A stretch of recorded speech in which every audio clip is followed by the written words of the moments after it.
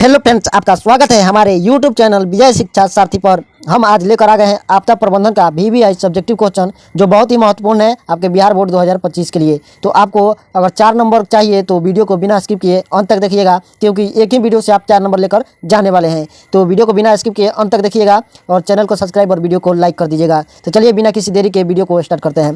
पहले कह रहा है कि इनमें से किन्हीं 2 प्रश्नों का उत्तर दें, प्रत्येक के लिए 2 अंक निर्धारित है। यानी कि आपको एग्जाम में क्या करेगा कि 4 क्वेश्चन देने वाला है। 4 क्वेश्चन देगा, जिसमें से आपको 2 ही बनाना है और 2 के लिए 2 नंबर मिलने वाले हैं। यानी 4 नंबर का आपका सब्जेक्टिव लघुत्तरीय प्रश्न मिलेगा आपको आपदा प्रबंधन से। केवल लघुत्तरीय ही आता है शायद आपदा प्रबंधन से, तो आपको अंत तक इसको अच्छे से देख लेना है ताकि आपका 4 नंबर कहीं नहीं जाए। तो चलिए पहला क्वेश्चन कर रहा है कि आपदा कितने प्रकार की होती है। तो उत्पत्ति के कारण के आधार पर आपदा को सामान्यतः 2 वर्गों में विभक्त किया जाता है। यानी कि पहले तो है कि आपदा कितने प्रकार की होती है, क्वेश्चन है। तो इसका आंसर क्या है कि उत्पत्ति के जैसे उत्पन्न होता है तो उसके कारणों के आधार पर आपदा को सामान्यतः कितने वर्गों में, 2 वर्गों में विभाजित किया गया है। पहला है प्राकृतिक आपदा और दूसरा है मानव जनित आपदा। प्राकृतिक आपदा क्या होता है, इसके बारे में थोड़ा जानकारी लेंगे। प्राकृतिक आपदा पृथ्वी के अंदर से उत्पन्न होने वाले तथा वायुमंडल से उत्पन्न होने वाले प्रक्रमों द्वारा उत्पन्न होते हैं और मानव समाज को दृष्टि एवं शारीरिक दोनों दृष्टियों से भारी क्षति पहुंचाते हैं, यथा भूकंप, बाढ़, तूफान आदि। यानी कहने का मतलब है कि जो भी आपदा जो प्राकृतिक द्वारा उत्पन्न की जाती है, उत्पन्न होता है, वह क्या होता है तो प्राकृतिक आपदा होता है। जैसे कि वायुमंडल में अगर आंधी आ गया तो क्या होगा, वायुमंडल के द्वारा होगा। लेकिन अगर भूकंप आ रहा है तो किसके द्वारा होगा, तो पृथ्वी कर रही है, यानी अंदर से मिट्टी के द्वारा हो रहा है, भूमि के द्वारा। तो भूकंप है, जैसे बाढ़ है और तूफान है आदि, जो भी प्राकृतिक, यानी जो हम लोग आसान भाषा में क्या समझते हैं कि भगवान कर रहे हैं, तो जो भी भगवान के द्वारा हो रहा है वो क्या है तो वह प्राकृतिक आपदा होता है। उसके बाद है मानव जनित आपदा। मानव जनित आपदा यानी कि जो मानव उत्पन्न कर रहा है, मानव जनित यानी कि उत्पन्न करना। तो इसके बारे में देखते हैं। उसके बाद क्या है कि मानवीय क्रियाओं के द्वारा जाने अनजाने में किए गए कार्यों के फलस्वरूप जो आपदाएं उत्पन्न होती है उसे मानव जनित या मानवीय आपदा कहते हैं। यानी कि वैसी आपदा जो मानव के, मान लीजिए भूल चूक से ही उत्पन्न हो गया हो या मानव जान करके कर रहा हो, तो जाने या अनजाने में जो भी आपदा उत्पन्न हो रही है, जैसे कि अभी कोरोना वायरस है तो पिछले कुछ वर्षों में, तो वह क्या था, मानव जनित आपदा था, मानव ने उत्पन्न किया था उसको।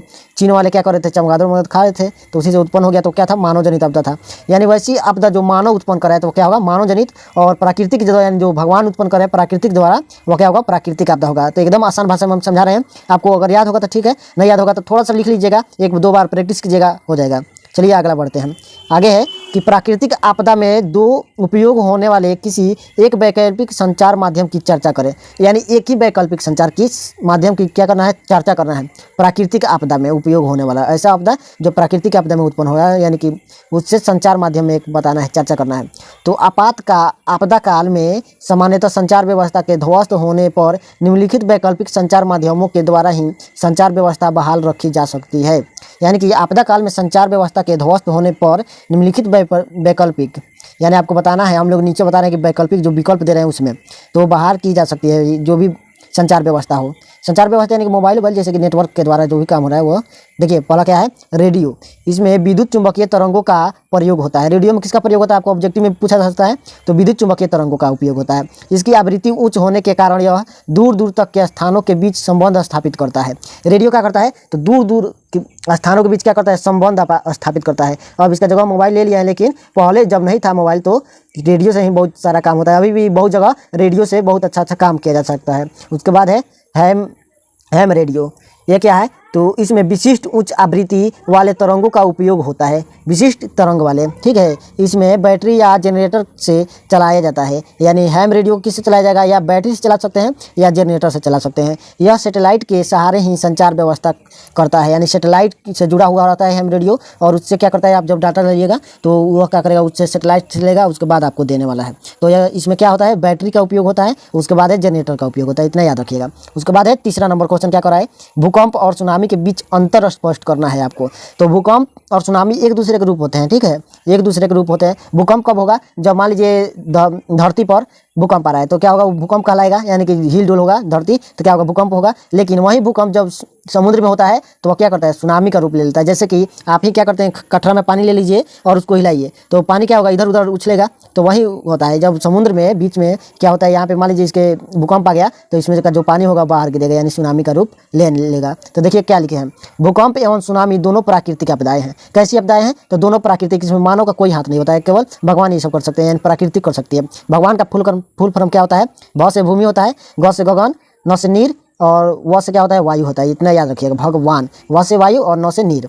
तो जब पृथ्वी की आंतरिक गतिविधियों के कारण धरातल पर अचानक कंपन उत्पन्न होता है तब इसे भूकंप कहा जाता है। कहाँ उत्पन्न हो रहा है, तो धरातल पर यानी भूमि पर जब कंपन उत्पन्न हो रहा है अचानक तो क्या कहा जाएगा, भूकंप कहलाएगा। लेकिन जब इस प्रकार कंपन सागर या महासागर के तल पर होता है तो इसे सुनामी कहते हैं। सुनामी में क्या होता है कि जो तटीय क्षेत्र होते हैं वहाँ पे क्या आता है, बहुत ज़्यादा पानी आ जाता है। किससे, तो आ जाता है समुद्र से पानी निकल कर, यानी अभी बताए थे कटरा वाला वही काम होता है। चलिए आगे बढ़ते हैं। अगला क्या है, भूस्खलन क्या है, इसके परिणामों को लिखना है आपको। भूस्खलन क्या है और इसके परिणाम क्या है, इसको लिखना है।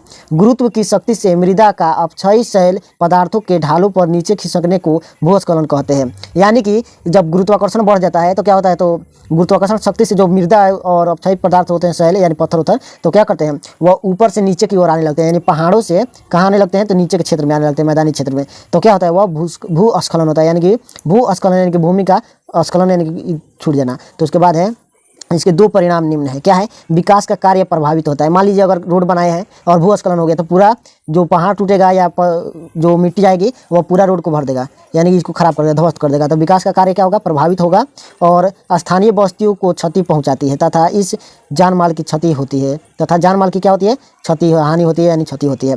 तो क्या होता है कि स्थानीय जो बस्तियाँ होती है, मान लीजिए जो पहाड़ के नीचे है बस्तियाँ, तो उनको क्या होगा, उनको बहुत ज़्यादा दिक्कत होगा। मान लीजिए किसी के घर पर पहाड़ गिर गया, कोई मर गया, कोई दब गया, तो क्या होगा, क्षति होगा स्थानीय बस्तियों की तथा जान माल, यानी कि लोग मर जाएंगे या मवेशियों मर जाएंगे या फसल बर्बाद हो जाएगा, तो इसका हुआ जान माल की हानि होगी। तो अगर आपको वीडियो अच्छा लगा होगा तो इसे जोड़िए और लोगों को और ज़्यादा से ज़्यादा फायदा उठाइए ताकि हम भी एकदम अच्छा महसूस कर सकें, क्योंकि गरीब लोगों के पास ज़्यादा कुछ नहीं होता है। तो हम सोच रहे हैं कि उनको बहुत सारा प्रॉफिट हो और हमारे जैसे जितने भी छात्र हैं उनको सहायता मिले, फ्री में एकदम दे रहे हैं सब कुछ। तो आपको केवल मेहनत करने की ज़रूरत है। तो चलिए हमारे साथ जुड़े रहिएगा, धन्यवाद।